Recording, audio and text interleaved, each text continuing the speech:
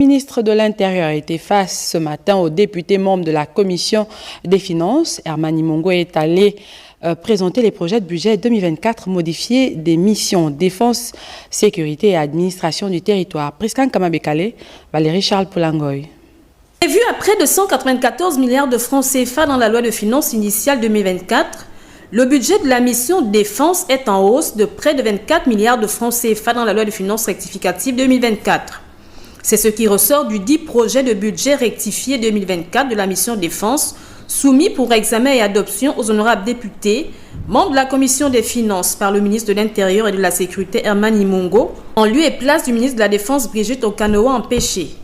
Les crédits de la mission défense connaissent une augmentation de 23 570 686 046 francs CFA, soit 2 268 440 760 francs CFA pour les dépenses de fonctionnement et 1 140 462 871 francs CFA pour les dépenses de transfert, avec 20 161 766 407 francs CFA pour les dépenses d'investissement. Notons que ce budget modifié de la mission défense pour l'exercice 2024 entend poursuivre les mêmes objectifs d'amélioration des conditions de vie et de travail des militaires. En présentant par la suite pour examen et adoption aux honorables députés membres de la Commission des Finances, le projet de budget de la loi de finances rectificative 2024 des missions sécurité et administration du territoire, le ministre de l'Intérieur et de la Sécurité Herman Mongo a dit ce qui suit. Au titre de l'exercice budgétaire 2024 en cours, le ministère de l'Intérieur et de la Sécurité bénéficie de la loi de finances rectificative d'une dotation budgétaire de 159 924 808 618 francs CFA contre 129 728 90 413 francs CFA, soit une augmentation de 30 150 861 552 francs CFA.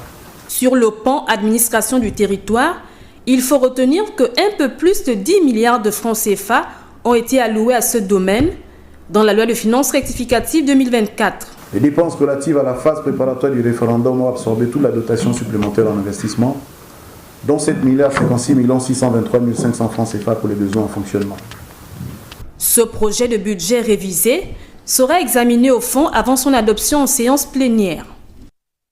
Le ministre du Pétrole, Marcel Abeke, a eu une séance de travail ce matin avec les responsables de la société Total Énergie. Il était question de faire le point des activités de cette société pétrolière au Gabon. Lariska Lomamengi, Yannick Menga. Cette séance de travail entre les responsables de Total Énergie et Marcel Abeke a permis de passer en revue les activités de cette société pétrolière au Gabon. Aujourd'hui, nous avons eu la chance d'être accueillis par Monsieur le ministre et ses équipes pour une réunion de travail. Et comme à chaque fois, Monsieur le ministre et ses équipes ont fait preuve d'une grande écoute et nous avons pu partager beaucoup de sujets d'actualité et obtenir les orientations de Monsieur le ministre sur de nombreux sujets pour nous aider à avancer dans nos activités. En activité depuis plusieurs décennies dans le secteur pétrole, Total Énergie est engagé sur plusieurs projets pétroliers et gaziers dans notre pays, d'où ces rencontres périodiques avec le ministre du Pétrole, afin de s'assurer que tous ces projets soient en phase avec le plan de développement de l'industrie pétrolière nationale. Et en prélude à l'organisation des élections professionnelles, le ministre du Travail s'est entretenu avec les responsables des organisations professionnelles et d'employeurs, les confédérations, les fédérations et autres acteurs du secteur. Adrien Guemamba tenait à expliquer le bien fondé de cette élection. Betty Ondjembe, Guy Serge Dinzambou. Pour la première fois au Gabon, le monde syndical des secteurs publics et privés connaîtra un nouveau fonctionnement avec l'organisation des élections professionnelles. Face aux responsables des confédérations, des fédérations et des syndicats de base, le ministre du Travail et de la lutte contre le chômage explique l'intérêt de la tenue de ces élections, qui est un processus démocratique pour garantir un dialogue social apaisé avec les représentations légitimes et équitables des travailleurs. Ces élections font suite à un constat fait, d'une part par l'OIT, lors des conférences internationales du travail, et d'autre part par les plus hautes autorités du pays. Une pléthore de syndicats constitués au gré des soubresauts sociopolitiques de notre pays, ce qui a conduit à une fragmentation du mouvement syndical, avec son corollaire de rivalité, de conflits internes, de l'apparition du bicéphalisme constatée au sein de certains syndicats et surtout du non-renouvellement des instances dirigeantes au mépris des statuts déposés au tribunal de première instance, au ministère de l'Intérieur et au ministère du Travail. En présence des responsables des organisations professionnelles d'employeurs, Adrien Guemamba s'est prêté au même exercice. Les élections professionnelles des représentants du personnel sont un élément fondamental du fonctionnement des entreprises modernes. Leur importance ne se limite pas seulement à la légitimité des représentants élus, mais s'étend bien au-delà, influençant directement la stabilité socio-économique de l'entreprise. L'organisation de ces élections professionnelles était visiblement attendue. Vous me voyez très heureux. Il s'agissait tout simplement qu'il y ait une volonté politique proclamée et affichée pour que ces élections aient lieu. Mais avant de procéder au vote, une commission tripartite va siéger. Elle réunit le gouvernement, les partenaires sociaux et le patronat, avec l'appui de l'Organisation internationale du travail. Et demain, la communauté internationale célèbre la Journée mondiale du tourisme sous le thème « Tourisme et paix », occasion pour le ministre gabonais du Tourisme de prononcer un discours irrelatif. Nous l'écoutons. Mesdames et messieurs, chers compatriotes, en cette journée, je tiens à souligner que le tourisme peut être une force de transformation, un pilier pour la construction d'une société plus pacifique. Il joue un rôle essentiel dans la promotion du dialogue interculturel, en permettant à des millions de personnes de se rencontrer, d'échanger et de s'enrichir mutuellement. Le Gabon, à travers ses diverses initiatives, comme la récente caravane touristique nationale, œuvre sans relâche pour encourager la découverte de notre territoire par les Gabonais eux-mêmes, tout en ouvrant nos portes aux voyageurs du monde entier. C'est dans cet esprit que le ministère du Tourisme et de l'Artisanat s'engage à développer des infrastructures de qualité, à renforcer les capacités de nos professionnels du tourisme et à assurer une expérience unique à chaque visiteur. Nous mettons tout en œuvre pour que chaque touriste qui découvre le Gabon en reparte transformé, ayant vécu une expérience inoubliable dans un cadre de paix, de sécurité et de partage. Une allocution que vous suivrez intégralement dans nos programmes de ce soir. Le Gabon adhère à l'IDES, l'Inclusive Digital Economy Score, un outil développé par un organisme spécialisé du système des Nations Unies et qui permet de mesurer la contribution de l'économie numérique à l'économie d'un pays. Léa Virginie Atam, Gérard Magnagna. Le Gabon adopte l'IDES, cet outil qui permet d'aider les gouvernements dans leurs différentes actions pour mesurer leur transformation numérique. Pour soutenir les partenaires gouvernementaux, l'UNCDF a construit ce que nous appelons les tableaux de bord de l'économie numérique inclusive et a travaillé avec de nombreux pays dans le monde pour recueillir leurs données sur la transformation numérique inclusive. Ces données sont bien sûr particulièrement importantes pour les pays eux-mêmes, mais aussi pour obtenir une idée globale des progrès en matière de numérisation et de digitalisation. Bien plus que des données en chiffres dans un tableau de bord, Inclusive Digital Economy Scorecard, en abrégé l'IDS, est un outil stratégique d'aide à la décision et de pilotage de la transformation numérique. Le tableau de bord de l'économie numérique inclusive va au-delà de la simple collecte des données. Il nous offre une évaluation complète de notre cadre réglementaire, de nos infrastructures, de notre capacité d'innovation et des compétences numériques de nos acteurs. Le numérique est un outil transversal. Plusieurs membres du gouvernement ont donc pris part à cette cérémonie d'adhésion du Gabon à l'IDS. Cet outil utilisé dans 26 pays. Le Gabon est le 27e pays au monde à adhérer à cette technologie et le premier pays en Afrique centrale. suite du journal nous conduit dans l'Ogwe Vindo, où bientôt on parlera des activités génératrices de revenus dans le district de Mokeko. Le gouvernement et l'UNESCO apportent un soutien aux populations afin de booster leurs activités. Léa Bifan, Bertin Osaga.